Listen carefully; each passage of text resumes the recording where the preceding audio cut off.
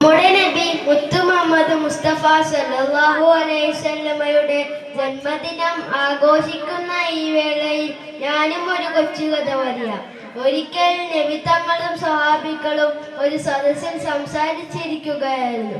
അപ്പോൾ അതുവഴി ഒരു മനുഷ്യന്റെ മയ്യത്ത് കൊണ്ടുപോയി. മുഖം വിടരും